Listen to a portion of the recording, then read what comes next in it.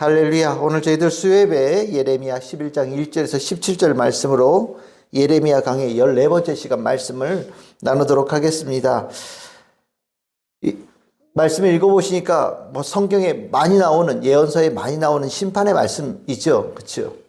근데 이 말씀이 그 심판의 그 많은 말씀들 중에서 좀 눈여겨봐야 될 중요한 말씀이라고 저는 생각을 합니다.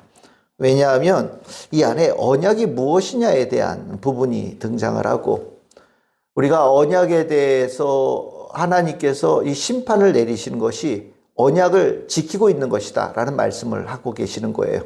그리고 언약을 지키지 않는 이스라엘 백성들에 대해서 하나님께서는 굉장히 강하게 말씀하시는데, 어떤 사람의 중보의 기도도 효력이 없을 만큼 언약을 깨트린, 의도적으로 깨트린 자의 죄가 크다라는 것을 말씀하고 계십니다.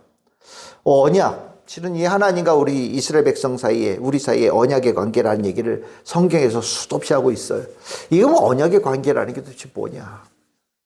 하나님께서는 이 언약을 굉장히 중요하게 여기셔서 헤세드, 사랑하신다라는 게 하나님께서 우리와 맺으신 그 언약에 대한 충성, 충실함을 이 헤세드라는 아주 중요한 단어로 표현하고 계실 정도로 언약 중요하게 생각하는데, 정작 우리는 그 언약이라는 단어에 대해서 하나님과 좀 많이 다른 관점으로 이 언약을 보고 있다는 게 좀 문제가 됩니다. 우리가 누군가 이렇게 언약, 조약 이렇게 맺었다고 치면 우리 머릿속에 들어오는 첫 번째 생각이 뭐냐면, 그 조약을 통해서 내가 뭘 얻을 것인가에 대해 관심이 많아요. 우리 나라와 나라 사이에도 이렇게 조약 맺잖아요. 그러면 뭐 어떤 무역 조약을 맺었다. 그러면 우리가 혜택 받을 게 뭐냐? 이거 막 계산하죠. 그리고 우리가 그들에게 줄 거는 우리가 가진 부담은 어떻게 하면 최소화시킬 것인가에 대해서 관심을 가져요.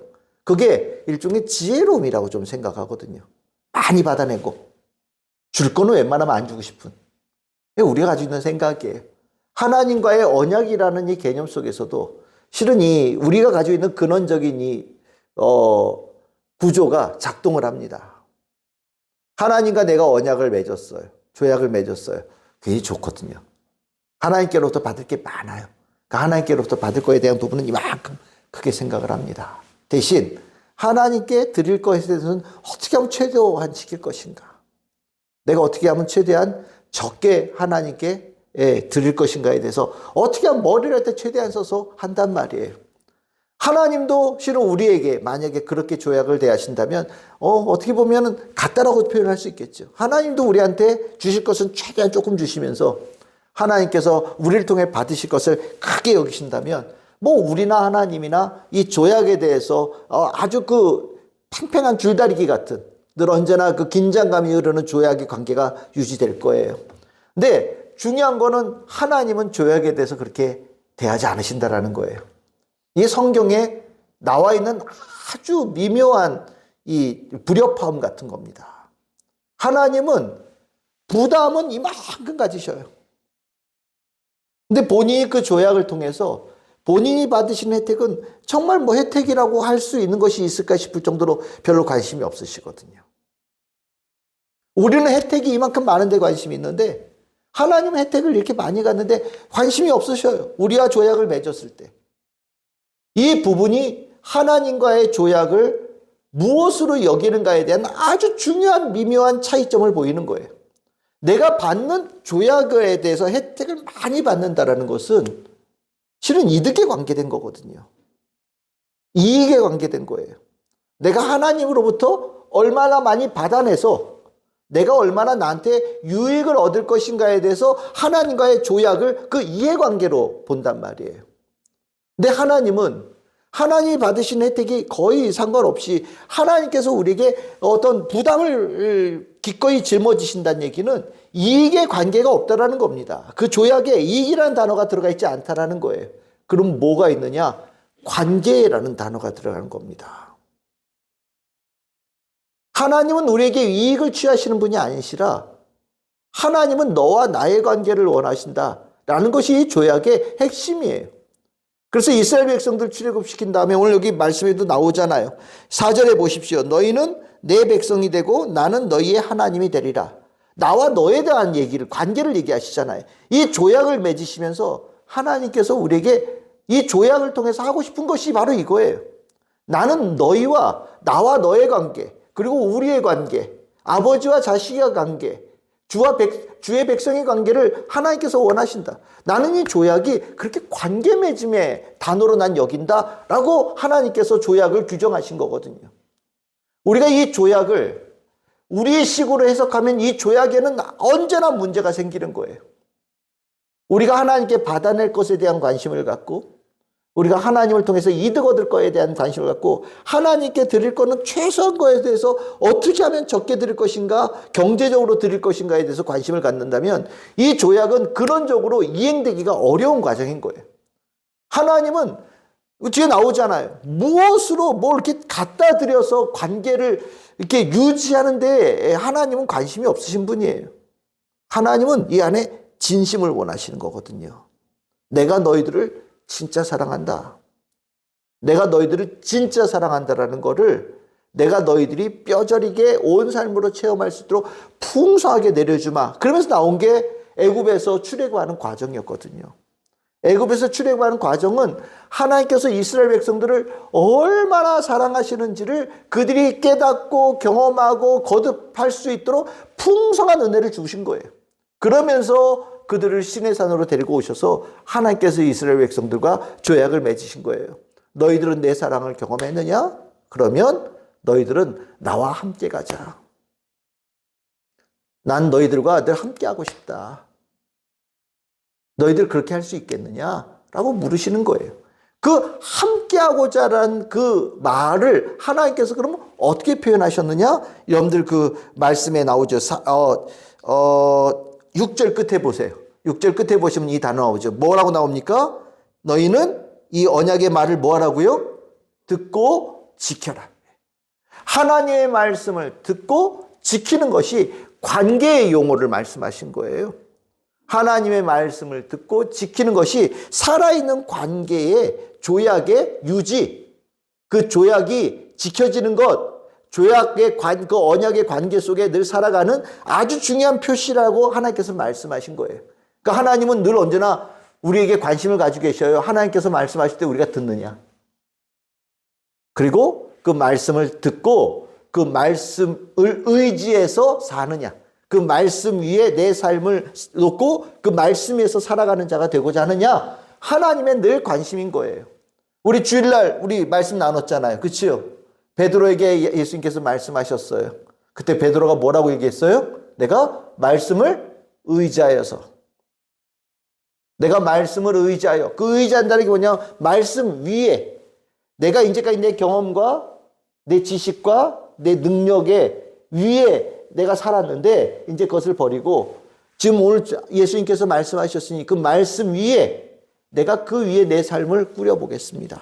라고 예수님께 응답한 거예요. 그것이 실은 하나님께서 관계 맺음의 언어로 말씀하신 거거든요. 똑같이 베드로가 그 관계 맺음, 언약의 관계를 예수님께 고백한 거와 똑같은 거예요. 이것이 하나님의 관심이에요. 하나님은 이것을 늘 언제나 눈여겨보고 보고 계셔요. 하나님께서 말씀하시는 거 듣고 계시죠? 하나님께서 말씀하시는 거 듣고 계시죠? 그리고 하나님께 주신 그 말씀 위에 내가 살아가는 기반을 쌓는 거 은혜로 생각하고 축복으로 생각하시고 그렇게 살아가기를 소망하면서 살아가고 계시지요? 네, 중요한 거예요. 중요한 거예요. 하나님께서 원하시는 이게 언약이에요. 그런데 이제 문제가 나오는 거죠. 하나님께서 그렇게 말씀하셨을 때 이스라엘 백성들 어떻게 했느냐. 여러분들 5절에 나오죠. 5절은 이게 예레미야가 대신 답한 거예요. 뭐라고 나옵니까? 하나님께서는 약속 다 지켰다는 거예요. 조약을 맺으시면서 내가 너와 깊은 사랑의 관계를 가졌으니 내가 너희들에게 이것도 해주고 저것도 하고 저것도 하고 저것도 하겠다라고 약속을 쭉 주셨다는 거예요. 그거 어떻게 했냐고요? 하나님 그것을 하나도 빠짐없이 다 지키셨다는 거예요. 왜? 이스라엘 백성과 하나님이 언약을 맺으셨으니까. 그러니까 하나님이 하셔야 될 일은 다 하셨다라는 거예요. 그런데 문제는 이스라엘 백성들이 하나님께 하겠다고 한 거를 안 지키는 거예요. 하나님은 다 지키셨는데 하나님은 조약에 근거해서 하고자 하시는 모든 것을 다 하셨는데 이스라엘 백성들은 안 했다라는 거예요. 그러니까 하나님께서 뭐라고 말씀하시냐? 너희들이 조약을 할 때 너희들이 나와 약속한 게 있다. 너희들이 내 말을 듣고 지키면 내가 너희들에게 이런 축복을 준다라고 내가 약속했었다. 나는 그 약속 지켰다. 그런데 신명기에 보면 너희들이 내 말을 듣지 않고 내 말을 지키지 않으면 내가 너희들에게 이렇게 벌을 내릴 것이다라는 약속도 했었다. 근데 너희들이 지금 안 듣고 안 지키지 않냐? 그러니까 어떻게 하신다고요? 내가 그 약속을 지키는 거다. 뭘로요? 징계로, 심판으로. 그것이 17절에 나오는 얘기예요. 만군의 여호와께서 그에게 재앙을 선언하신다. 재앙을 선언하시는 이유가 바로 뭐 때문이라고요? 조약을 지키시면서 그 말씀을 하신다는 거예요. 내가 그 조약 안에 지키지 않으면 내가 이런 벌을 내리겠다 분명히 얘기했고 너희들 다 동의했었다. 아멘 여호와여 했었다는 거다. 복 받는 거에만 아멘하는 게 아니라 너희들 안 지키면 어떻게 될지 너희들 약속해 그랬더니 다 이스라엘 백성들이 아멘 다 알아들었습니다. 그러면서 아이 걱정하지 마세요. 저희들도 잘 지킬 거예요. 라고 얘기했는데 안 지켰다. 그래서 하나님께서는 그 조약대로 너희들에게 심판을 내리시는 거다라고 말씀하고 계신다는 거예요. 그러니까 억울하게 생각하지 말라는 거예요. 그런데 여기서 중요하게 봐야 될 게 뭐예요? 언약이 그만큼 중요하다라는 거예요. 언약 안에서 우리는 복을 받고요. 언약으로 인하여서 우리가 징계도 받을 수 있고 하나님께로부터 벌도 받을 수 있다는 것, 그 조약의 근거가 이 안에 다 그것이 근거가 된다는 걸 말하고 있는 거예요. 그럼 우리는 궁금합니다. 왜 그렇게 조약을 안 지키냐, 이스라엘 백성들은? 아까 처음에 말씀했던 그 내용으로 가면 되는 거예요. 이 조약을 관계로 생각하지 않고 이득으로 생각한 거예요. 이득으로 생각하다 보니까 안 온 날만큼 하는 거예요. 관계가 가짜 관계가 되는 거예요. 하나님께로 복을 받을 정도는 충분히 하고 벌 받지 않을 정도에서는 다 선을 긋는 정도로. 그러니까 거기에는 진심이 없어요. 뭔가 이익을 얻을 것에 대한 관심을 가지고 있는 거예요. 그래서 속으로 그것을 하나님께서 그런 상태를 뭐라고 규정하시느냐? 여러분들 8절에 보세요. 8절에 보시면 그 상태를 규정하실 때 이렇게 표현해요. 각각 그 악한 마음에 완악한 대로 행하였다라고 표현하셔요. 완악함이라는 게요. 딱딱해서 의도적으로 하나님께 막 부딪히고 하나님 대적하는 거 물론 완악함이에요. 근데 하나님의 백성은 하나님과 조약의 관계에 있잖아요. 조약의 관계, 언약의 관계 속에서도 완악함이 있어요. 근데 그 완악함이 어떤 게 완악함이냐? 대놓고 하나님께 욕하고 대놓고 하나님께 대적하는 게 아니에요. 하나님과 실적인 관계가, 사랑의 관계가 없는 게 완악함이에요. 하겠다고 약속을 해놓고 하기 싫은 거 억지로 하고, 안 하고 싶은데 이것까지 안 하면 혼날 것 같으니까 하고, 속으로는 아닌데 속 마음까지 하나님을 사랑하고 그 약속을 지키겠다는 감사의 마음이 들어있으면 너무 좋은데 그게 없이 그냥 행동만 할 때 하나님께서는 그 모습을 이미 다 보고 계시면서 뭐라고 얘기하시느냐? 완악하다라고 얘기하시는 거예요. 근데 문제가 뭐냐? 여기 뭐라고 나와요? 각각이라고 얘기를 해요. 각각이라는 게 참 의미가 있는 거예요. 모든 사람이 다 똑같이 각각이 다 그런 마음을 가졌다는 거예요. 똑같이. 누가 하나가 막 그런데 나머지는 아닌데 누구 하나만 도드라지게 해서 문제가 생겼냐? 아니라 그냥 서로 연관 없이 서로 각각이 전부 다 속마음이 다 그런 마음 가지고 있었다는 거예요. 하나님께. 근데 어느새 봤더니 너도 그래? 나도 그런데? 너도 그래? 나도 그런데? 그러면서 다 똑같이 한 마음이 되어져서 하나님께 대하는 모습이 형식적인 신앙관계로 바뀌었다는 걸 얘기하는 겁니다. 무슨 얘기하는 거예요? 우리 안에 본능적으로 이것이 들어있다는 걸 얘기하는 거예요. 우리 안에 본능적으로 하나님과의 언약을 제대로 지키지 않으려고 하는 마음이 우리 안에 본성으로 들어있다는 거예요. 이게 조금 더 심화되면 어떻게 되느냐? 9절에 가면 뭐라고 나옵니까? 반역이라고 나오죠. 처음에는 은근슬쩍 사고운 상태로 가다가 좀 지나면 대놓고 등 돌리고요. 나중에 더 가면 하나님과의 조약은 내가 이제까지 이득은 다 받았어요. 하나님께서 땅 주시겠다는 거 땅 다 받았고 이건 다 받고 나니까 하나님께 더 이상 바랄 게 없을 것 같아. 지금은 이렇게 견주니까 받을 것보다 내가 부담 져야 될 게 더 많이 느껴져. 지금 와서 보니까 안 지키겠다. 조약의 파기, 10절 끝에 보면 조약을, 언약을 깨트린 데까지 갔다라고 말씀하시는 거예요. 이 얘기는 굉장히 상징하는 바가 커요. 하나님은 언약을, 우리와 맺으실 때 언약을 지키고자 하셨어요. 그렇죠? 그리고 지키실 수 있는 능력을 가지고 계시고 얼마든지 모든 어떤 희생을 감수하고더라도 지켜내시겠다라는 뜻을 가지고 계셔요. 근데 우리 인간은 어때요? 하나님과 조약을 맺었는데 처음부터 이 조약을 하나님처럼 조약을 지키고 사랑하겠다는 마음이 근본적으로 부족해요. 좀 더 지나서 이 조약에 대해서 하나님께서 원하시는 조약을 이행할 마음이 원래 없어요. 그리고 더 지나가면 언젠가는 이 조약이 제대로 지켜지지 않고 파기시키고 이 조약을 깨트리는 자가 될 수 있는 길이 늘 언제나 상존되어져 있다는 걸 얘기하는 거예요. 이스라엘 백성들은 계속해서 하나님과 조약을 깨트리고 왔거든요. 하나님은 열심히 언약을 지키시는데 이스라엘 백성들은 계속해서 하나님과의 언약을 제대로 못 지키고 왔어요. 근데 하나님께서 그것을 뭐라고 얘기하시냐? 근본적인 문제가 있다라고 말씀하시는 거예요. 얘들은 언약을 지킬 능력도 없고 마음도 없구나. 하나님께서 이렇게 규정하셨다라는 거예요. 이게 중요한 거예요.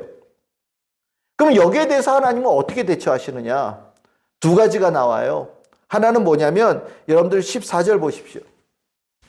성경의 예레미야서에 굉장히 해석하게 이미 한번 나왔어요. 예레미야한테 얘기하는 겁니다. 너는 이 백성을 위하여 기도하지 말라. 왜요? 그들을 위하여 부르짖거나 구하지 말라. 그들이 그 고난으로 말미암아 내게 부르짖을 때 내가 그들에게 듣지 아니하리라. 15절 보십시오. 악한 음모를 꾸미는 자들이 내 앞에 나와서 이런저런 일을 하고 하는데 그게 무슨 의미가 있고 무슨 효과가 있겠냐라고 예수님께서 하나님께서 대놓고 말씀하시거든요. 이 의미에 말씀하는 의미가 뭡니까? 언약을 깨트린 죄가 한낱 인간이 중보자가 되어져서 기도하는 것으로 해결할 수 없다라는 것을 얘기하는 거예요. 그만큼 심중한 의미를 가지고 있다는 걸 얘기하는 겁니다. 예레미야 하나님의 사람이에요. 대단히 하나님께서 귀하게 쓰시는 사람이에요. 예레미야는 이스라엘 백성들의 대신하여서 하나님께 울부짖어 기도하며 이스라엘 백성들에게 하나님의 은혜가 있기를 늘 바라는 사람이에요. 근데 하나님께서 뭐라고 그러셔요? 이 언약을 의도적으로 깨트린 죄는 매우 심중하다는 걸 이스라엘 백성들이 알아야 된다. 첫째로. 둘째, 그 죄, 인간의 중보자로서는 해결할 수 없는 깊은 죄다.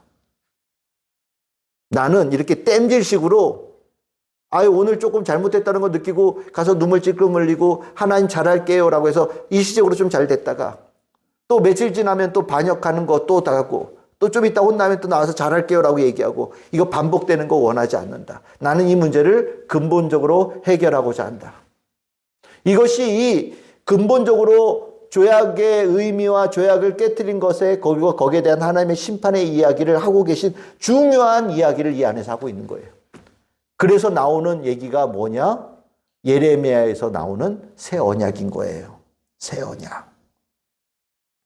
하나님께서 이스라엘 백성들 너희는 내 말을 듣고 지켜라. 제 교약을 이렇게 맺어서 이게 언약이 계속 유지되어진다면 이 방식으로 가겠지만 봤더니 이스라엘 백성들은 근본적으로 언약을 지킬 마음도 없고 지킬 능력도 없는 존재들이다. 그래서 하나님께서 어떻게 하시겠다고요? 이 조약은 심판을 내리는 걸로 파기하겠다. 그럼 어떻게 하시느냐? 내가 너희들에게 새로운 언약을 내가 가지고 너와 나의 관계를 새롭게 시작하겠다라고 하나님께서 말씀하시려고 예레미야에게 이 말씀을 전해주셨다는 거예요. 그럼 이 새 언약은 뭘까요? 믿음의 관계예요. 우리가 이 부분이 더 나가면 예레미야의 이름으로는 아무리 중보 기도해도 해결이 안 되는 거예요. 근데 우리에게 누가 계셔요? 영원한 중보자 되시는 완전한 중보자 되시는 예수님이 계시는 거예요. 인간의 힘으로 해결할 수 없는 우리의 이 비신앙적이고 반신앙적인 이 근원적인 죄의 문제를 하나님께서 해결하시려고 누구를 보내셨느냐? 예수님을 우리에게 보내주시고, 인간의 중보기도로는 해결할 수 없는 그것을 하나님의 아들 예수의 중보로 해결하시는 길을 주셨고, 그래서 우리에게는 은혜가 있는데 어떤 은혜가 있느냐? 무엇으로 기도해요? 예수 이름으로 기도하는. 다른 이름으로 기도할 때는 CR도 안 맥히는 거예요. 우리의 죄가 너무 커서. 너 그 이름 가지고는 해결이 안 돼. 아무리 뭐 뛰어난 목사님 그 이름 가지고 안 돼 라고 하나님께서 말씀하시는데, 대신 그 큰 죄를, 완전한 깊은 죄를 해결할 수 있는 유일한 중보자가 있다. 누구의 이름? 예수의 이름. 이것이 하나님이 가지고 계신 큰 그림인 거예요. 그러면서 하나님께서는 새 언약이라고 하는 이 과정을 통해서 이제 예수가 새로운 중보자가 너희들에게 와서 이것에 대하여서 해결하는 자가 올 터이니 너희는 그것에 대해서 무엇을 가지라고요? 듣고 지키는 차원을 넘어서는 단계, 뭐라고요? 믿음을 가져라 라고 얘기하는 거예요. 믿음이라고 하는, 이 믿음은 그 안에 감사가 있고요, 은혜가 있고요, 감격이 있는 거죠. 그리고 사랑이 있는 거예요. 우리가 신앙생활을 하면서 아까 우리 물어보잖아요. 잘 안 돼요. 신앙생활이 잘 안 돼요. 안 되죠. 우리에게는 하나님께서 요구하시는 신앙을 해낼 수 있는 능력이 아예 없어요. 우리에게는 없습니다. 만약에 우리의 능력과 우리의 공로로 되어진다면 우리 스스로 구원의 길을 찾아 나설 수 있을 거예요. 근데 오늘 말씀하시잖아요. 하나님께서 규정하시는 거예요. 없다는 거예요. 이 얘기가. 불가능하다는 거. 너희들 이스라엘 백성들은 하나님과 조약을 지킬 수 있는 아예 처음부터 기초가 없었다라고 하나님께서 아예 규정하시는 거예요. 그래서 우리에게 누가 필요합니까? 예수님이 필요한 거예요. 예수님이 우리에게 오셨다는 게 중요한 거고, 예수 이름으로 기도한다는 것이 중요한 거고, 예수로 구원받을 수 있다는 것이 우리에게 큰 축복이 되는 거예요. 내가 안 돼요. 안 되는 것으로 끝나지 않죠. 우리는 누구 이름으로 기도합니까? 예수 이름으로 기도해요. 나는 할 수 없어요. 맞아요. 난 널 넘어져요. 그럴 때 누구 이름으로 기도합니까? 예수 이름으로 기도하고 예수의 능력을 의지해서 다시 일어서는 거예요. 주님, 저는 안 돼요. 예수님, 저는 안 됩니다. 하지만 내가 예수님을 믿으며 예수 능력으로 일어서고자 합니다. 주여, 저를 일으켜 주시옵소서. 예수 이름으로 된다는 거예요. 오늘 이 말씀은 예수님과 연결되어지면 귀한 은혜가 되어져요. 우리가 신앙생활을 하면서 내 힘으로 신앙생활을 하려고 하는 게 얼마나 많은지 몰라요. 그러다 보니까 내가 뭘 했느니, 내가 남들보다 뭐가 좀 더 뛰어나대느니, 내 공로가 있대느니, 나에게 뭐 지분이 있대느니, 뭐 여러 가지 얘기들을 하는 거예요. 근데 그것을 내세우면 봐요. 언젠가는 반드시 넘어지고 무너지고 쓰러지게 되어져 있어요. 예수님의 은혜 말고는 우리가 구원받을 길이 없어요. 예수 이름 말고는 우리가 하나님께로 나아갈 길이 없어요. 예수님 말고는 우리가 이 심판을 넘어서서 생명을 얻을 수 있는 길이 없어요. 그래서 예수님께서 말씀하시죠. 내가 누구라고요? 길이요, 진리요, 생명이다. 하나님께로 나아가고자 하느냐? 내 뒤를 따라오는 것 말고는 길이 없다. 라고 예수님께서 말씀하시는 거예요. 오늘 우리는 이 말씀을 통하여서 우리의 신앙을 한번 잘 돌아봐야 되는 거예요. 신앙은 예수만 남는 게 참된 신앙입니다. 나는 아무리 들여다봐야 선한 게 없어요. 죄 짓지요? 맞아요. 교회에서 아무리 신앙생활 잘하는 것처럼 보이는 분도 개인적으로 얘기하면 아우 저 목사님 좀 부끄러워요. 아우 사는 게 좀 그래요. 정상이에요. 정상이에요. 우리 사람 누군 대단히 뛰어나 보이고 누군 게 못나 보이지만 하나님께서 보시기엔 다 도토리 키재기예요. 다만 예수의 이름 의지해서 사는 사람은 도드라진 거예요. 예수님 등에 업힌 사람은 도드라진 거예요. 예수님의 이름과 함께하는 사람 외에는 다 도토리 키재기예요. 다만 예수님과 함께하는 자만은 다른 거예요. 그래서 우린 예수 이름에 목숨 거는 거예요. 그리고 예수 이름 의지하면서 사는 자에게는 잘했다라고 하나님께서 그 삶에 증거를 주시고 하나님께서 징표를 나타내시고 하나님께서 그 삶에 축복의 결실을 주시는 거죠. 여러분들 예수 이름으로 여러분들의 삶에 하나님의 은혜가 풍성하게 임한 경험들 다 가지고 계시지요? 우리가 살면서 신앙이 깊어질수록 예수만 남는 거예요. 처음 교회에 오면 나 잘난 거 보이고 싶어서 막 와요. 나 이만큼 돈도 있고 나 이만큼 많은 사회적인 지위도 있고 여러 가지 얘기해요. 하지만 우리가 주님 안에서 이렇게 신앙생활 같이 하면서 하나님께서 우리를 하나님 나라로 부르실 날이 가까워지면 우리 모두가 예수만 남는 그런 성도가 되면 좋겠어요. 예수 남는 게 가장 잘 신앙생활한 거예요. 예수님만 남은 게 가장 주님께서 주신 은혜의 삶을 산 거예요. 그런 사람은 하나님과의 언약의 관계. 내가 네 아비다. 하나님께서 말씀하시고요. 너는 내 자녀다. 하나님께서 말씀하시는 그 구원의 은혜 입은 자가 되는 겁니다. 저는 우리 참 즐거운 교회 성도들이 다 그러기를 바라요. 잘난 사람들이 모인 교회가 아니지요. 못난 사람들이 예수 이름 의지해서 함께하는 곳이 교회입니다. 예수 이름 빠지면 우리는 그냥 별 볼 일 없는 비참한 죄인일 뿐이에요. 그래서 우리는 오늘도 예수 이름 부르고 내일도 예수 이름 붙잡고 내가 넘어질 때 예수님께 은혜를 구하며 예수 이름 붙잡고 다시 일어서고 주님의 은혜로 다시 일어서서 앞으로 나아가는 우리 성도들의 삶을 사는 겁니다. 오늘 넘어지셨습니까? 오늘 이 시간 나에게 함께 하시는 예수 이름이 더 크게 심령에 채워지고 예수님의 은혜로 내가 살아가고 있음을 더 귀하게 여기며 나이가 연약하고 안 되는 것보다 훨씬 더 크신 예수님의 크심을 심령에 깊이 새기고 예수의 믿음으로 날마다 승리하는 우리 참 즐거운 교회 모든 성도들 다 되시기를 주님의 이름으로 축복합니다.